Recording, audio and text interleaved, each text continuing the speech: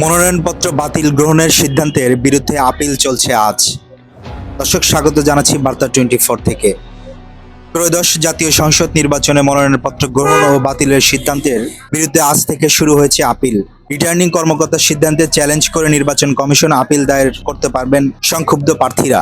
নির্বাচন কমিশন সূত্রে জানা গেছে, আজ সোমবার 5 জানুয়ারি থেকে আগামী শুক্রবার 9 জানুয়ারি বিকেল 5টা পর্যন্ত আপিল দায়ের করা যাবে। আপিল করতে পারবেন সংক্ষুব্ধ কোনো প্রার্থী, কোনো ব্যাংক বা আর্থিক প্রতিষ্ঠান, সরকারি সেবাদানকারী প্রতিষ্ঠান অথবা প্রার্থী কর্তৃক লিখিতভাবে ক্ষমতাপ্রাপ্ত কোনো ব্যক্তি।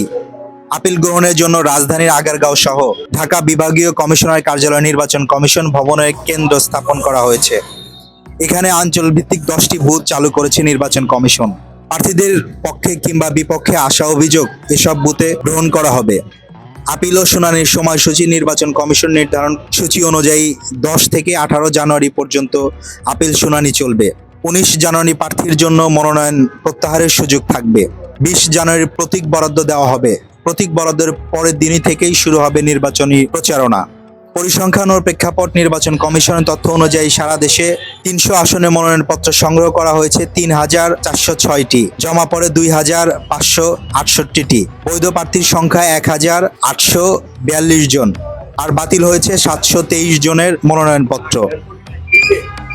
এই বিপুল সংখ্যা বাতিল হওয়া মনোনয়ন ঘিরেই এখন আপিল প্রক্রিয়া ঘিরে রাজনৈতিক অঙ্গনে বাড়ছে আলোচনার মাত্রা।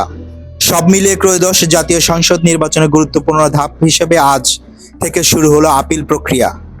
আপিল ও শুনানির ফলাফল পরেই নির্ভর করবে চূড়ান্ত প্রার্থীর তালিকা। দর্শক, আমি আপনাদের ঢাকা বিভাগীয় যে কমিশনারের কার্যালয়, সেখান থেকে আপনাদের জানানোর চেষ্টা করছিলাম যে আমরা সকাল থেকে দেখেছি যে বিশেষ করে যারা স্বতন্ত্র থেকে মনোনয়নপত্র জমা দিয়েছে তাদের প্রার্থিতাই বেশি বাতিল হয়েছে।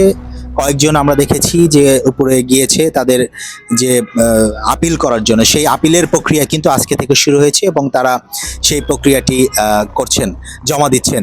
আসলে শেষ পর্যন্ত কারা এই মনোনয়নপত্র বৈধতা পাবে সেটি এখন দেখার বিষয়।